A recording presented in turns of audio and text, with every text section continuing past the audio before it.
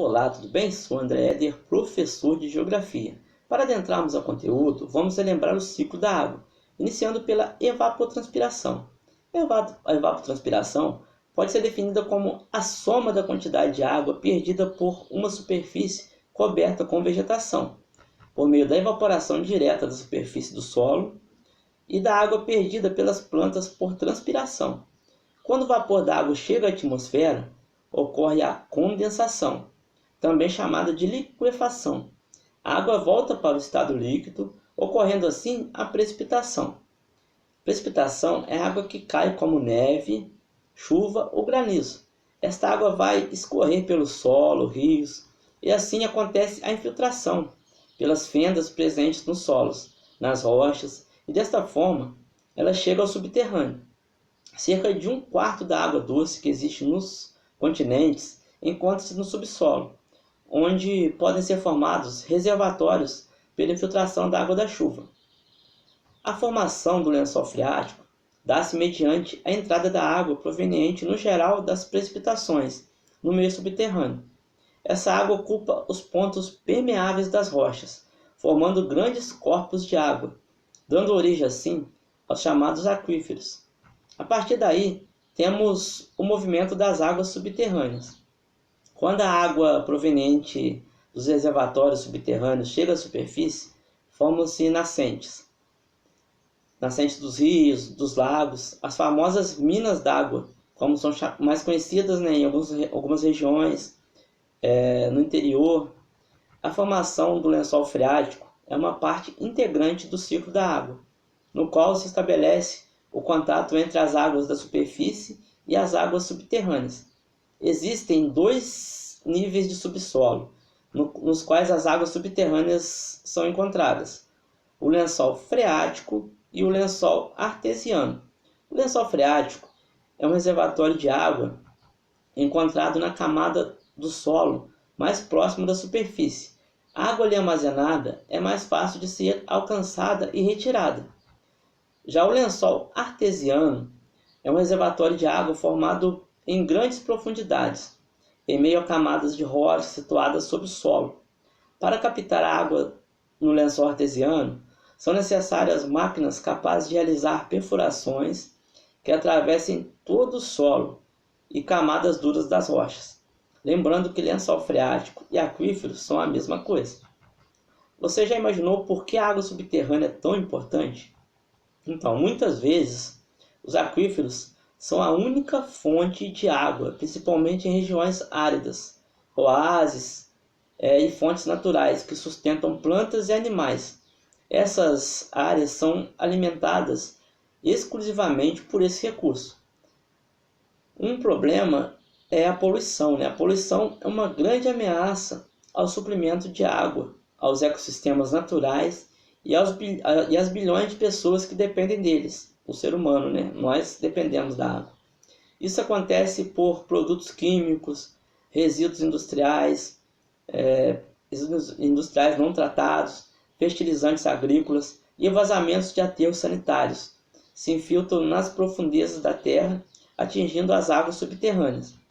Em alguns países, como Espanha, Irã, China, Estados Unidos, alguns reservatórios de águas estão afundando 2 metros por ano, e os poços precisam ser perfurados cada vez mais fundo para chegar à água. Já na África subsaariana, ainda tem uma reserva grande de água, cujas águas abaixo da superfície ainda podem abastecer pessoas e fazendas, especialmente em áreas secas, de secas frequentes. Como os reservatórios são abastecidos? São o que a gente falou lá no início. A chuva e o derretimento da neve são os principais fornecedores de água subterrânea. A água se infiltra no solo por meio das fendas e cavidades e se acumula em reservatórios. O lençol freático separa abaixo a zona saturada do solo, onde todos os poros estão ocupados por água, e acima a parte porosa do solo, chamada de zona não saturada. A zona não saturada é de extrema importância para o ciclo hidrológico, pois é nessa região que ocorrem os processos de infiltração da água da chuva, a evaporação e a transpiração das plantas. Além disso, a zona não saturada também desempenha um papel fundamental na filtragem e purificação da água, atuando como um filtro natural que remove impurezas e poluentes antes que a água alcance o lençol freático. A quantidade de chuva, as condições do solo e a época do ano desempenham um papel importante na capacidade de reposição do reservatório subterrâneo. Nos lugares em que esse recurso foi explorado além do limite, alguns países conseguiram restabelecer os suprimentos, implementando políticas para reduzir a demanda por água subterrânea, por exemplo, obrigando a indústria agrícola a usar exclusivamente a água da superfície. O Brasil possui ampla rede de lençóis freáticos, principalmente facilitada pela sua geologia, geomorfologia e pelo clima. O país, no geral, apresenta condições geográficas propícias para a formação de lençóis freáticos, como ocorrência de rochas muito permeáveis, a predominância de um relevo bastante antigo e um clima tropical, que favorece a ocorrência de chuvas. São fundamentais para abastecimento de água no país, especialmente os principais rios brasileiros e a estruturação hidrológica nacional, contribuindo para a preservação ambiental e o crescimento econômico.